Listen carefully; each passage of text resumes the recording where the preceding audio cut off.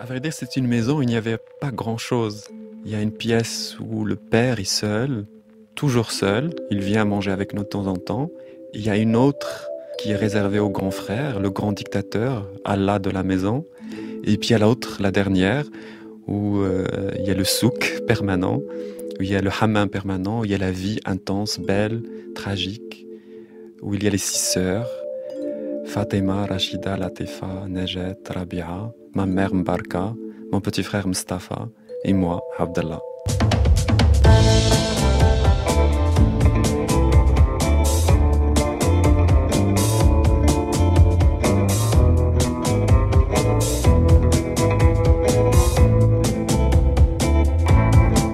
Nous voici donc sur le point d'entrer dans la maison d'Abdellah Taïa, dans le quartier de Aït Salam à Salé au Maroc, dans la pièce qu'il a vu grandir. Il nous la décrira tout à l'heure. Il nous racontera aussi sa jeunesse, ses larmes, le ventre vide et les pieds nus. Il deviendra écrivain, il deviendra cinéaste. Il sera l'un des premiers Marocains à révéler publiquement son homosexualité dans un pays où être gay est considéré comme un crime. Comment Abdellah Taïa a-t-il vécu son adolescence, seul au milieu des autres? Bienvenue à tous.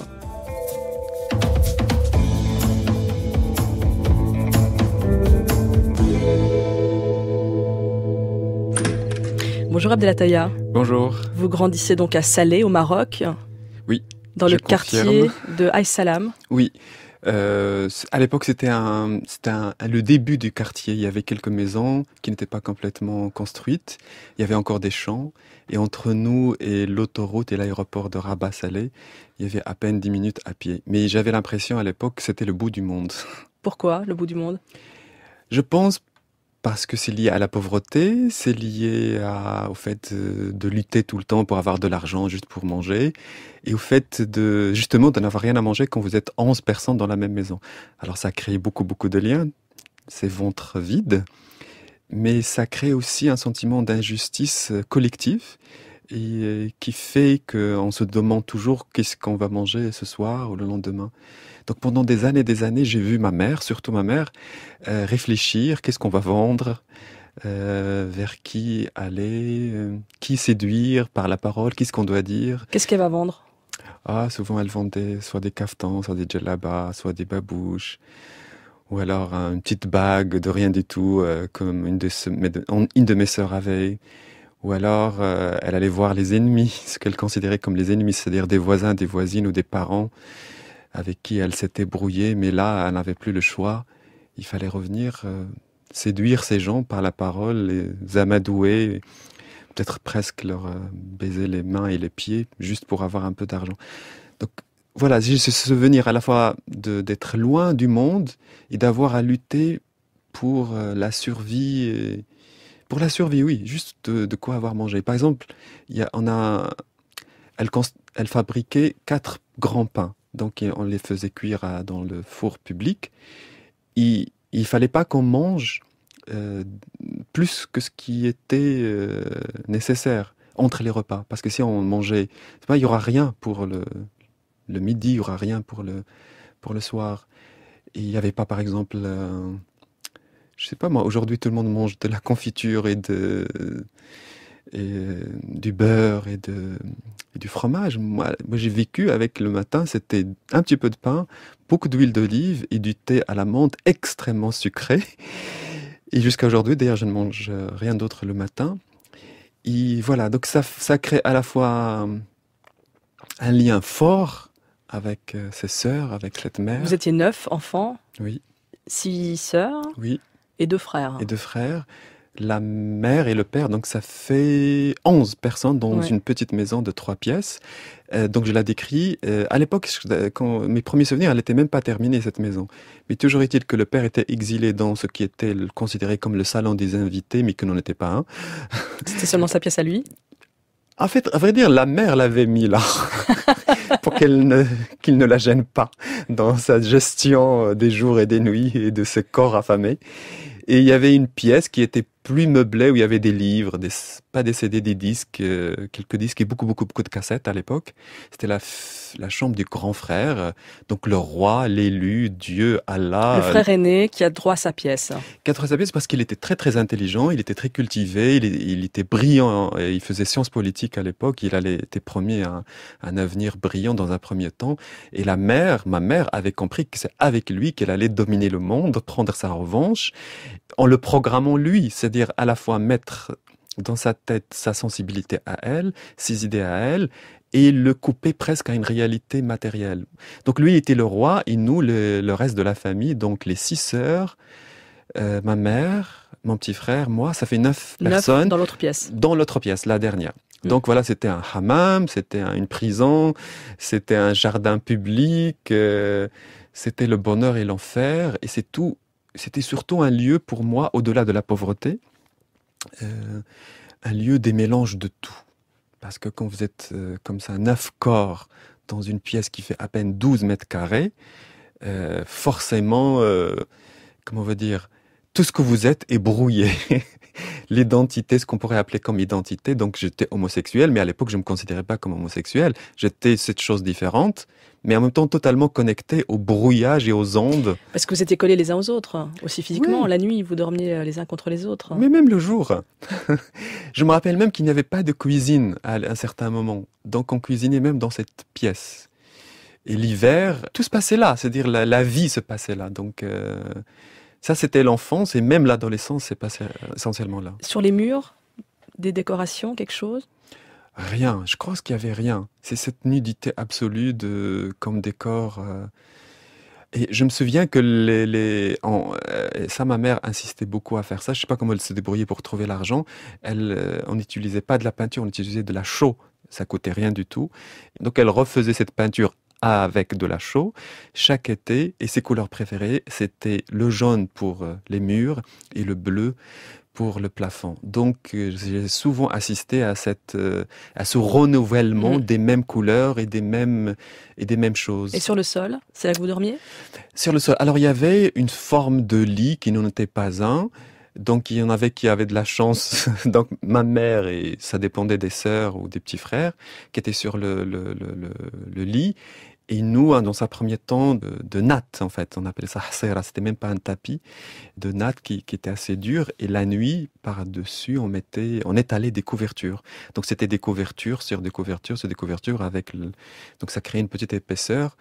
Et je me souviens que avec mes sœurs, donc on étalait tout ça. Donc c'était comme un rituel, comme une danse, comme une chorégraphie qu'on nous maîtrisions parfaitement. Donc on étalait tout cela. Et avant même de s'allonger, on disait, allez, on va plonger, c'est la piscine. Donc c'était pour moi, c'était peut-être lié à la couleur du bleu du plafond, donc qui se reflétait d'une certaine façon dans ces couvertures étalées. Donc on nageait avant de dormir. C'est là aussi que vous regardiez la télévision? Ça a dû être, je pense, lié au fait mon grand frère, il a dû réussir je ne sais quel examen, il a dû recevoir une bourse d'études, et j'imagine ma mère machiavélique qu'elle était, elle a réussi à lui extorquer une grande partie de cet argent. Et un jour, la télévision était là, donc en noir et blanc, ça devait être en 81, 82, quelque chose comme ça. Les programmes commençaient à 18h et se terminaient à 23h30. Mais nous, on était postés devant le poste. Tous ensemble et 11? Tous ensemble dès 17h30. Pour être prêt. Pour être prêt, exactement. On a imaginé un zapping dans le salon de la famille Taïa à Salé au Maroc.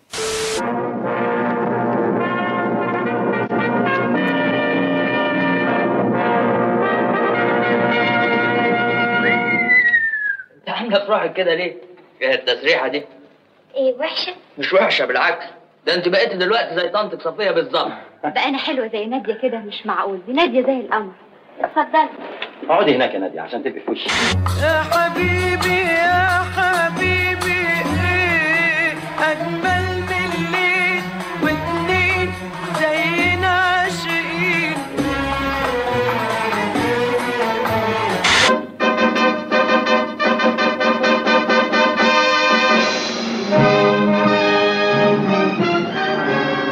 هو ده بالظبط اللي احنا محتاجينه دلوقتي.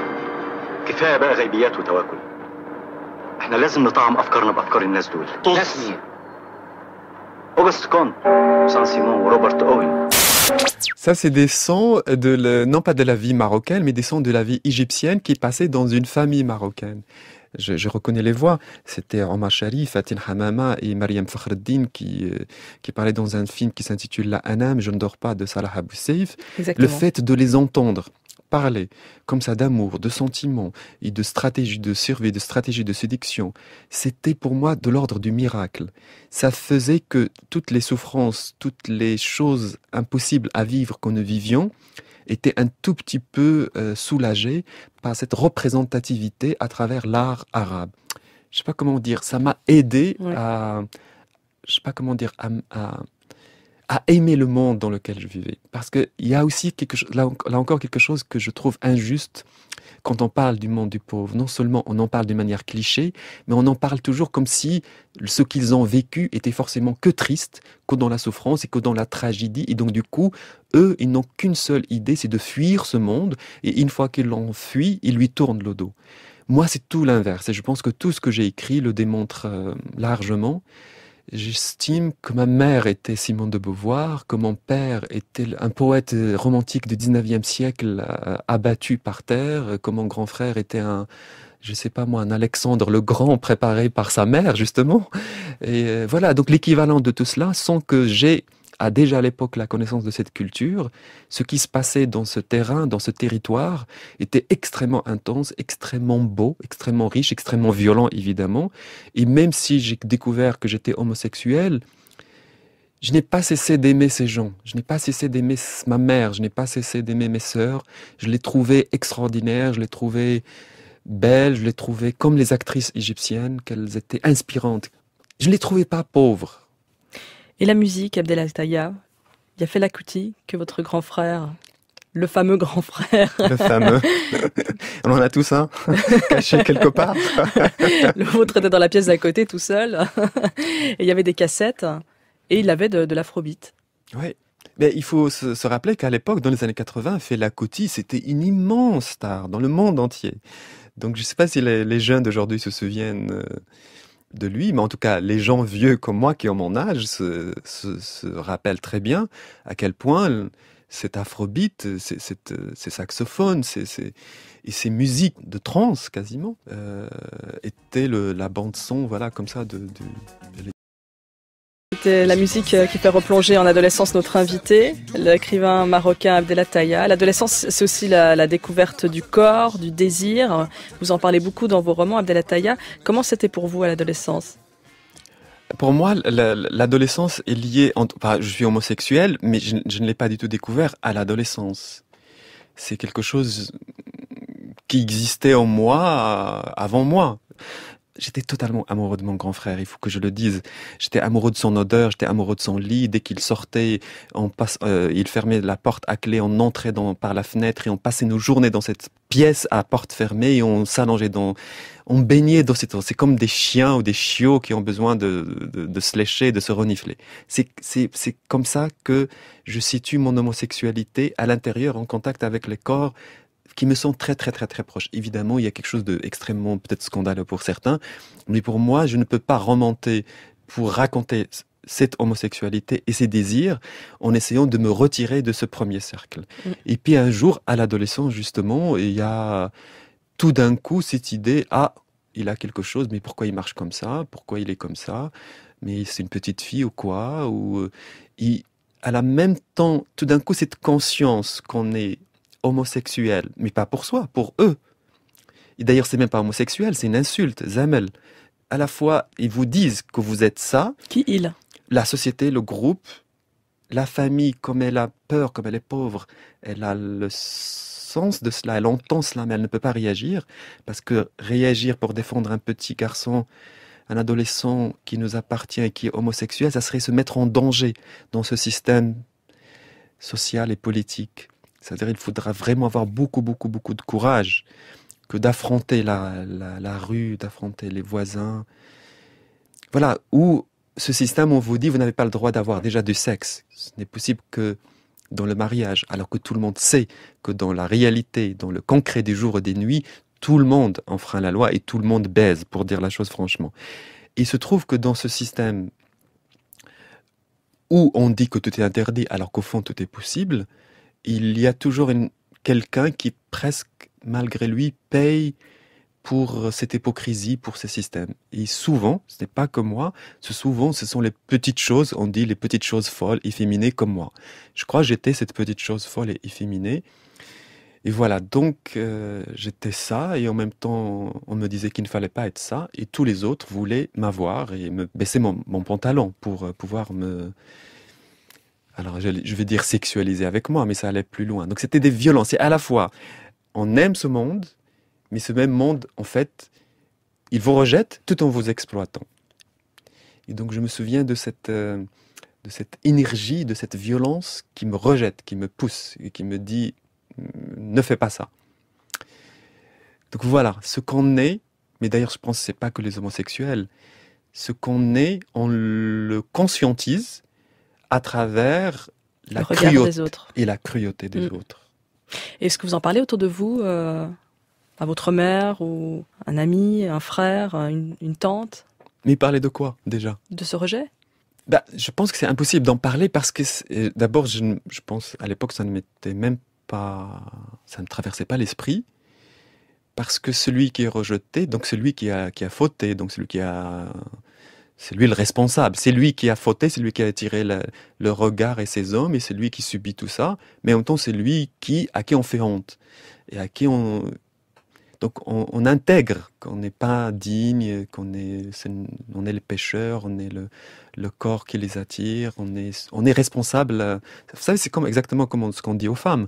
Voilà, c'est parce qu'elle était habillée comme ça qu'elle a été violée, c'est parce qu'elle marche comme ça, quelque chose de cet ordre. Je ne veux pas dire par là que je m'identifie complètement au sort des femmes, c'est pas vrai. Même si je vis qu'avec mes sœurs, il n'empêche que je suis un homme, homosexuel certes, mais avec quand même les privilèges qu'on donne aux hommes hétérosexuels et tout ça. Donc moi aussi j'en ai bénéficié de certaines façons. Donc l'adolescence, c'est... non, je ne parle pas, c'est entrer dans le silence en fait. Mais le silence vis-à-vis du monde, certainement pas entre moi et certainement pas avec les films égyptiens. Bien au contraire, ça c'est accentuer cette idée de l'attente du film égyptien. Et qu'est-ce que je fais en attendant que ce film arrive, et qu'est-ce que j'ai fait après que je l'ai vu. Et c'est comme ça que j'ai décidé que je vais être le roi de ce monde, dans le sens qu'il ne me rend pas, et que j'ai emprunté à ma mère ces stratégies de survie, c'est-à-dire un hableur, blagueur, savoir parler à ces gens-là au moment du danger, quand on est avec eux. Mais en dehors de ces moments-là, ne pas les fréquenter, tous ces gens. Il y a le pouvoir aussi de la fiction qui vous a sauvé, Abdelataya. Il y a aussi peut-être cette fiction qui s'est glissée en vous grâce à cette tante. Vous savez, cette tante prostituée, Massaouda, qui se glissait dans votre chambre. Mes enfants, donnez-moi les mains. Installez-vous bien confortablement. Abdellah, approche. Viens te mettre près de moi. Dans le jardin de nos parents, à votre père et à moi, il y avait un figuier. Un figuier magnifique. Ces figues étaient tellement juteuses et délicieuses qu'elles avaient un pouvoir magique, celui de faire tomber amoureux. Alors dès qu'on voulait marier des jeunes gens dans la famille, on les envoyait quelque temps sous le figuier. La nuit, toutes les figues sont grises. Elles réfléchissent la lumière de la lune. Comme je n'ai personne avec qui les partager, mon amour et mon pouvoir de séduction sont dédiés à tous, sans exception. Il en faut de l'amour pour pouvoir le partager entre tous ces hommes qui le demandent. Tu le sais, toi, Abdellah, qui est si beau et si doux. N'oublie pas, mon enfant, quand il faut baiser une main, baise-en toujours deux, par précaution. Merveilleuse leçon de vie et de survie. Quand il faut baiser une main, baise-en toujours deux. Bien sûr, parce que celui qui a le pouvoir, il faut lui donner toujours cette illusion qu'il a le pouvoir sur vous. Donc, s'il vous tend une main, vous donnez non, donnez-moi vos pieds, que je les baise d'abord, vos pieds, avant de passer à vos mains. Et ça, c'est une leçon que j'ai apprise de ma mère d'abord, parce que je l'ai vu faire. Et Dieu sait que ce n'était pas facile pour elle.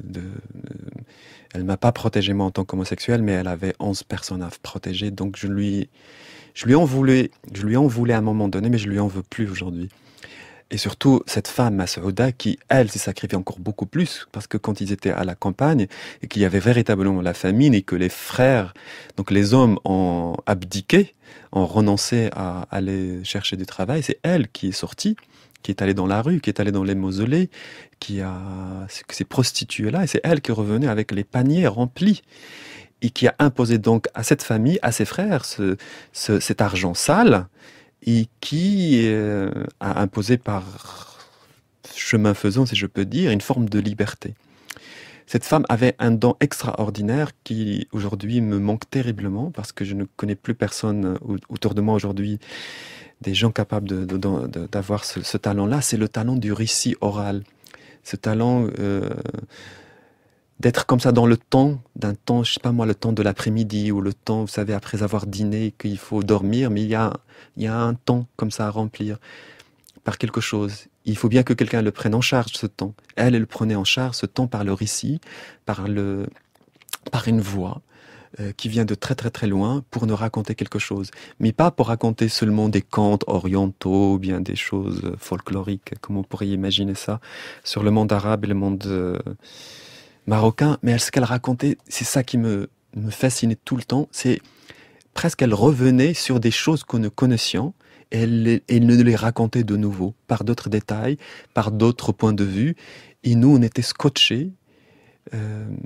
fascinés, et je pense que sincèrement, si je suis devenu écrivain, c'est parce qu'il y a eu cette femme, qui de temps en temps venait à la maison, elle était très vieille quand je l'ai connue, moi, et la nuit, elle parlait. Donc on s'endormait avec sa voix, et le matin, elle se réveillait, elle se rapprochait, par exemple, elle prenait ma main, ou bien elle se rapprochait très très très très près de mon visage, et elle disait « Laissez-moi vous regarder et vous toucher, et prendre ce que je n'ai plus ». Elle avait comme ça cette audace de faire des gestes, qui fait un truc grandiloquent, alors que c'est justement juste. J'espère que j'ai bien hérité de cela.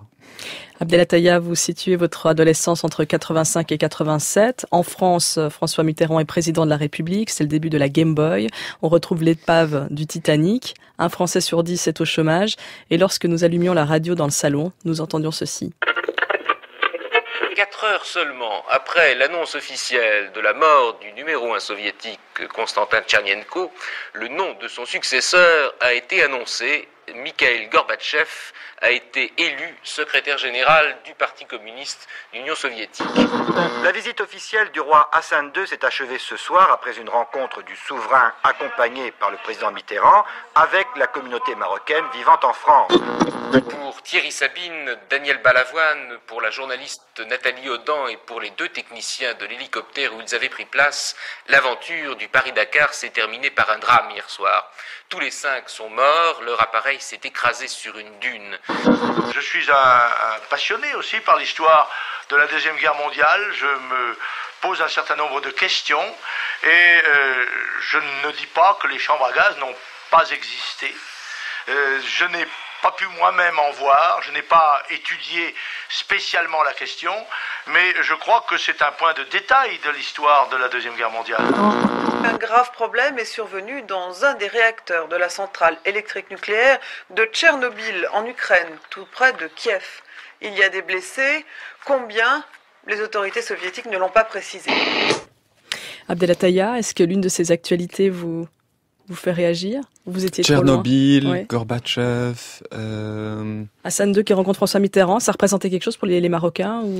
Je me souviens de ces conférences de presse que Hassan II faisait de temps en temps en direct à la télévision marocaine, où il convoquait les meilleurs journalistes français, et des grandes chaînes et des grandes radios, et il voulait leur faire la leçon. Et donc, à la fois leur faire la leçon, il nous montrait à nous écraser nous, les Marocains, en parlant si bien et en nous montrant qu'il pouvait écraser même les journalistes français. Donc j'ai grandi avec ces cérémonies royales, pas qu'avec les journalistes français, de ce que faisait le roi, qui était diffusé en direct et rediffusé le même jour au journal télévisé de 20h et rediffusé une troisième fois au dernier journal de 23h15. Donc avec mes sœurs, on savait tout de la vie, enfin tout, en tout cas de ce qui se passait de ces cérémonies-là. Et donc je dirais pas qu'on était fascinés par le roi Hassan II, mais on était dans un regard très critique vis-à-vis de ce qu'il était, ses vêtements. Ah bon? Ah oui, de ses vêtements. Et puis on avait ce jeu très très très drôle, on disait, alors qui va bien baiser la main du roi aujourd'hui? Parce que c'était franchement très drôle de voir, parce que la façon avec laquelle certains baisaient la main du roi, ça se voyait comment le roi, s'il la laissait ou s'il la retirait. Donc c'était un jeu subtil. Mais plus Vous en parlez d'ailleurs dans un de vos romans, oui, Le jour du roi. Mais plus sérieusement, maintenant avec l'adulte que je suis, comprend qu'en fait les années 80, c'était politiquement au Maroc, c'était les années de la peur installée définitivement, parce qu'il y a eu des attentats dans les années 70 pour donc tuer le roi Hassan II, et le roi Hassan II s'est vengé, donc il y a plein de gens qui ont été emprisonnés, en plus Mehdi Medbarka avait été tué dans les années 60, donc lui il avait un rêve pour le peuple marocain, donc ce rêve-là a été arrêté, et j'ai l'impression que moi j'ai grandi dans les années 80, il y avait plus de rêve pour le Marocain venant des Marocains eux-mêmes. Donc les pauvres étaient juste jetés comme pauvres et la mainmise du pouvoir était totale et il y avait une forme de peur totale. Alors une peur totale vis-à-vis des politiques qui faisait qu'il fallait se méfier des murs, il se méfiait de... Mais curieusement, quand il apparaissait à la télévision, on n'avait pas peur de faire les critiques vestimentaires. Abdel Taïa, on se retrouve dans quelques instants, le temps d'écouter « Oh, à terre ».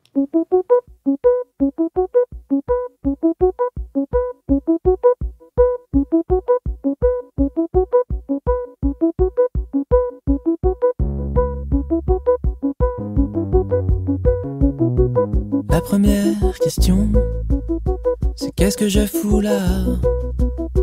Les pieds dans la boue, tel le colosse d'argile, gardien de la foi, l'arbre a mangé la ville. Il n'en reste que des ruines.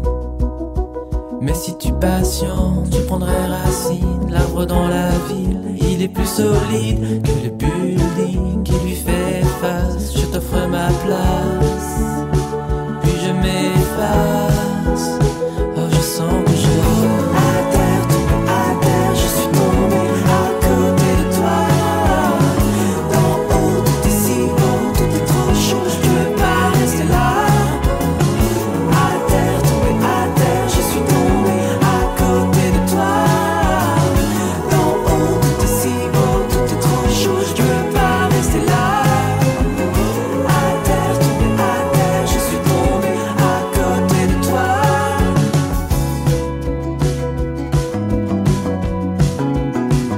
J'enfouis ma tête dans ton ventre mou, au cœur de la bête.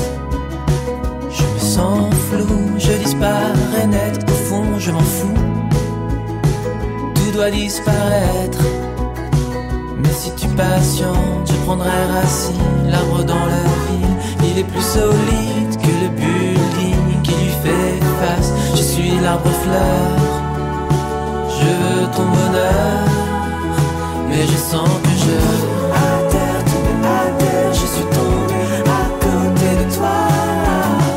D'en haut, tout est si beau, tout est trop chaud, je peux pas rester là. À terre, tombé à terre, je suis tombé à côté de toi. D'en haut, tout est si beau, tout est trop chaud, je peux pas rester là.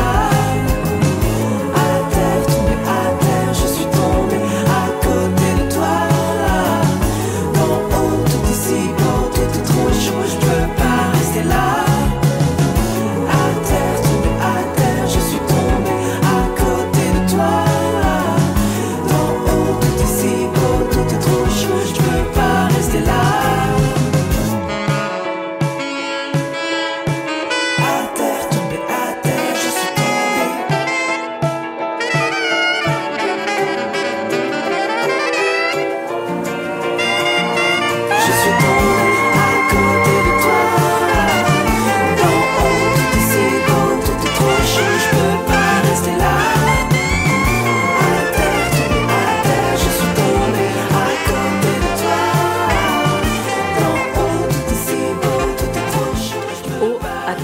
sur France Inter. On danse?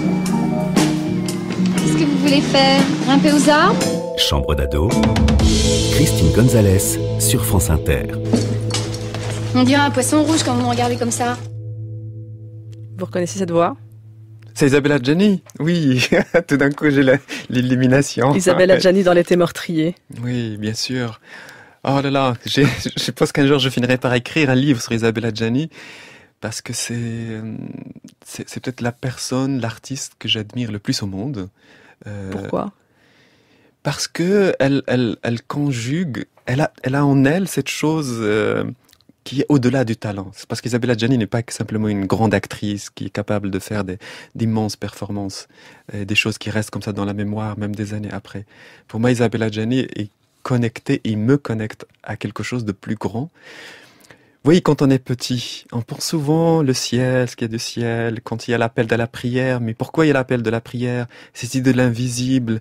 C'est dit quand on lit un roman où tout d'un coup on est connecté à autre chose. Mais où se passe cette autre chose, cette connexion?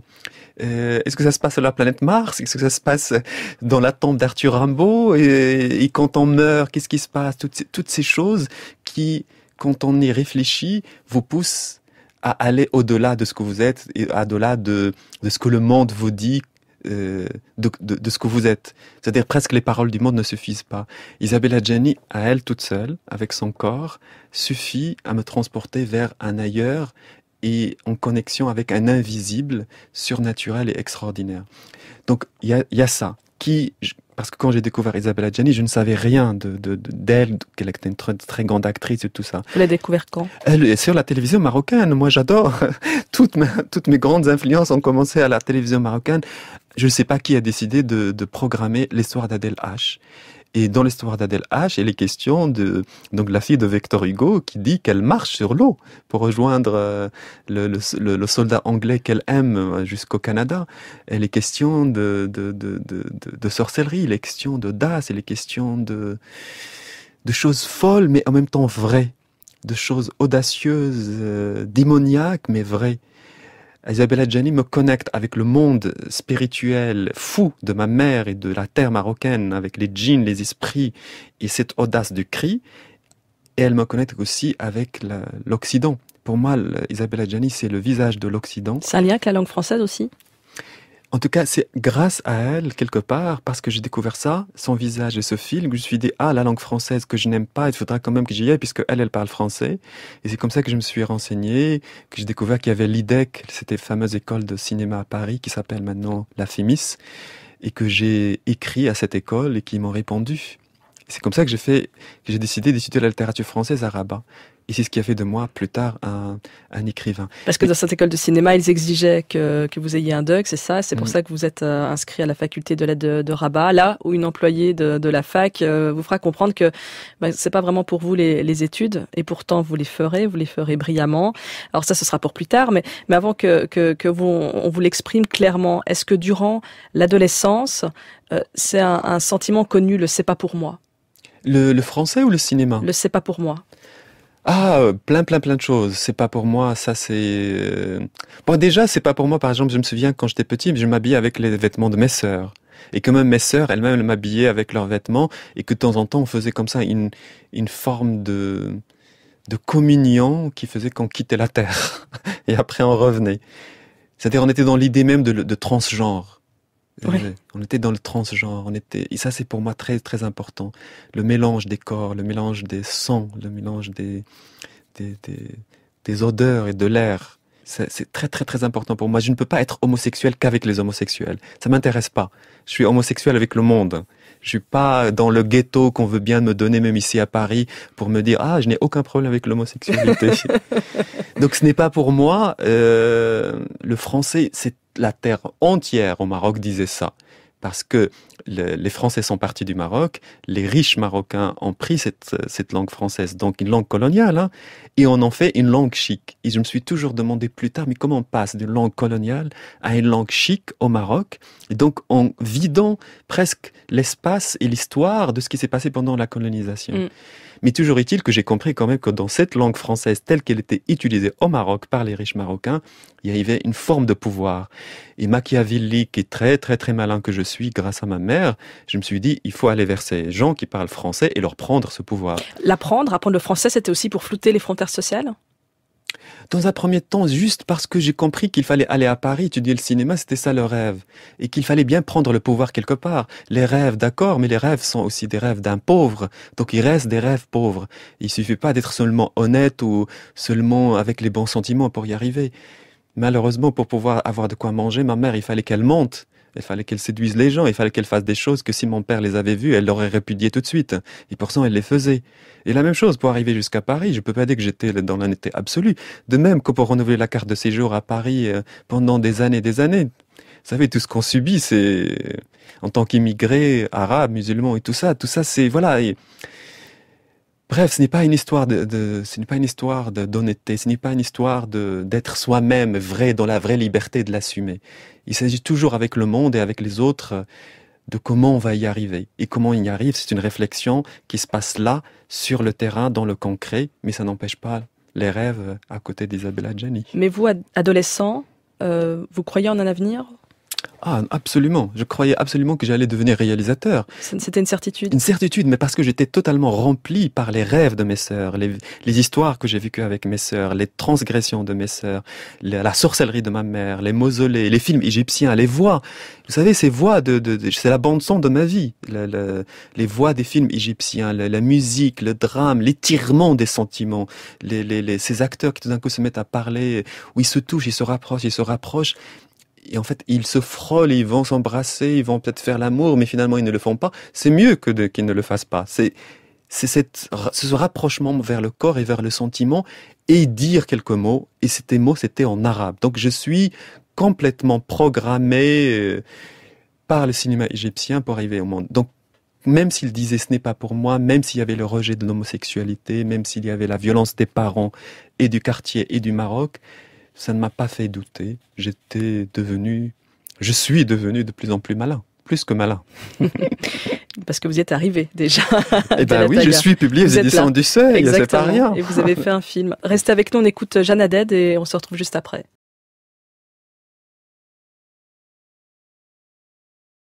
Jeanne Haddad, vous écoutez Chambre d'ado avec l'écrivain Abdelataya qui nous raconte son adolescence au milieu des années 80, là où il vit au Maroc. Il n'y a qu'une chaîne de télévision. On enviait les gens de Tanger qui pouvaient capter la télé espagnole. En France, par contre, les jeunes zappent d'une chaîne à l'autre. M6 est lancé, des clips toute la journée, la musique partout et la danse qui va avec. Il ne saute pas, mais il reste les pieds bien sur terre. Mais alors, croyez-moi, il les bouge beaucoup. Je veux parler de la breakdance, cette nouvelle danse qui fait fureur auprès des jeunes générations avec le smurf, je crois aussi. Regardez ces voltiges et ces toupie. En fait, c'est une histoire de feeling. Quand on a vu des images comme ça qui passaient à la télévision pour la première fois, on a vu des gens qui faisaient des trucs absolument incompréhensibles, qui tournaient sur la tête, sur les épaules, sur les bras. On voit ça, on comprend pas. Alors on vient dans des cours pour comprendre comment ça se passe. Et à ce moment-là, on peut plus en partir. Abdelataya, la breakdance, à la mode aussi au Maroc à la fin des années 80. On appelait ça au Maroc Smurf. Ah oui, c'est ce qu'il disait, le Smurf, il disait, monsieur. À la marocaine, c'était... La breakdance et le Smurf. Le Smurf. Donc c'est arrivé jusqu'au Maroc, oui, ça je peux le confirmer, mais ça ne me concernait pas du tout. Vous aimiez danser, vous, adolescent? En fait, j'aime toujours danser, mais je danse tout seul. Chaque matin, je me réveille, je mets de la musique et je danse. Donc c'est quelque chose qui est totalement naturel. Sur quoi? Sur de la musique arabe principalement. Ce matin, quand je me suis réveillé, j'ai dansé sur Modern Talking. You're my heart, you're my soul. Ah, c'est une vieille daube des années 80. J'adore. Mais moi aussi j'adore. J'adore et j'assume. Je valide. Hein. Voilà. Ou alors cette chanson de Sandra, je ne sais pas si vous vous souvenez, Maria Magdalena. Bien sûr. Ce tube, voilà, c'est pour moi presque... Vous êtes très disco, vous. Hein. Très années 80. Oui. Voilà, j'ai grandi dans ces années-là. Donc forcément, le son de ces années-là est encore en moi. Et le corps, la danse, votre rapport au corps, vous le dites dans vos livres et vous le racontez depuis 10 heures, Abdelataya, le rapport au corps est très fort. Vous avez grandi dans une famille de 9 enfants, vous dormiez les uns à côté des autres. Il fallait bien que ce corps qui souffrait aussi, il fallait bien qu'il exulte. Il exultait à travers les cris. Donc c'est les Marocains ou les Arabes sont connus pour quelque chose, c'est pour l'exagération des cris, l'exagération des sentiments et l'étirement d'un même sentiment. On était dans un certain état et il fallait rester dans cet état-là. Et ce sont souvent les femmes qui guidaient. Une de mes sœurs était possédée. Je sais que ça peut surprendre les auditeurs de France Inter. Possédée par un djinn et de temps en temps son corps, ce djinn se réveillait et le corps tombait. Son corps tombait, donc elle s'évanouissait, elle allait ailleurs et elle se mettait à parler avec notre voix. Donc ça veut dire qu'il fallait parler à cette voix en elle et il fallait inventer certains rituels. Qui parlait au djinn? Ma mère. Et nous, on était à côté. On était vraiment tétanisés et en même temps conscients qu'il s'agit là quelque chose d'à la fois surnaturel, mais de très très très important. Il ne fallait pas blaguer, il ne fallait pas se moquer. Il fallait respecter la cérémonie que ma mère allait faire pour justement soulager le corps de la sœur. Donc pour moi, la danse, c'est lié à tout cela. Voilà, ce corps qui est tombé et les cérémonies après, les transes et tout. Et même si ça peut être aussi un cliché, c'est évidemment lié aussi à la danse orientale. Il y a de très très grandes actrices qui ont été aussi des danseuses de ventre. La plus grande étant Tahia Carioca, qui était dans les années 30, 40, 50, 60, et qui a fini comme une grande voix politique dans le monde arabe. Donc je suis influencé aussi par elle, par son engagement. Vous le disiez tout à l'heure, tout ce que vous êtes devenu, l'homme, l'écrivain, part de cette pièce à Salé, au Maroc. Est-ce que vous êtes devenu l'adulte que vous vouliez, que l'adolescent Abdellah rêvait de devenir? Je n'ai jamais rêvé d'écriture, mais je suis devenu écrivain. Mais le plus grand rêve pour moi, c'est le cinéma. Donc le fait d'avoir réussi à réaliser déjà un premier film, et Dieu sait que ça n'a pas été du tout facile, le cinéma est quelque chose d'extrêmement difficile. C'est l'Armée du Salut que vous avez adapté à l'écran. Oui, en 2014. Et j'estime que je suis déjà extrêmement chanceux d'avoir pu le faire et le réaliser, et que ce film ait eu un écho comme ça dans le monde, parce que ça parlait d'un jeune garçon homosexuel au Maroc et qui après émigre en Occident, en Suisse. Est-ce que je suis devenu le petit garçon?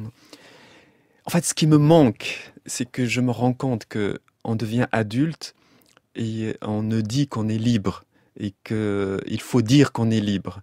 Mais enfin, on ne l'est pas. On ne l'est pas totalement. On est peut-être protégé par des lois et par des droits, mais ce qu'on est au fond, l'émancipation réelle n'arrive jamais. Même ici à Paris, même ici en Occident. Donc puisque vous vivez à Paris. Oui. C'est comment donc jongler avec cette chose qui est publique. Donc on est libre, on est dans des territoires où il y a les droits de l'homme et tout ça. Mais en même temps, ce qu'on ressent à l'intérieur, c'est autre chose.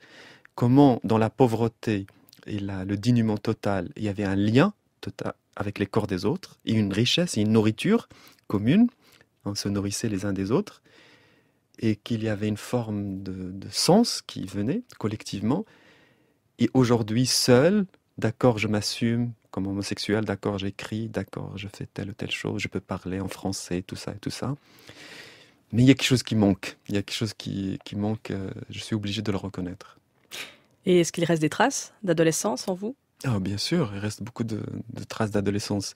Je suis toujours un grand malin. Je suis toujours capable d'analyser le monde et de ne pas... Je sais pas comment dire, j'ai des radars qui voient le danger et qui l'évitent. Et qu'est-ce que vous aimeriez lui dire à cet adolescent, Abdellah? J'aurais aimé lui dire, j'aimerais lui dire qu'il n'aurait pas dû changer sa façon d'être, de marcher, comment il était efféminé, comment il parlait, cette voix, cette musique qu'il avait dans la voix. J'aurais aimé qu'il reste ce petit garçon. Mais le monde, on a décidé autrement. Abdellah Taïa, merci d'avoir accepté l'invitation de Chambre d'Ado. Je rappelle que votre livre, Celui qui est digne d'être aimé, est paru aux éditions du Seuil. Il est sorti en poche aux éditions Point. Il y a aussi cette pièce de théâtre que vous avez lue à Avignon, Un jour je partirai, qui sera certainement publiée aux éditions du Seuil. Je vous souhaite une belle journée. Belle journée à vous tous.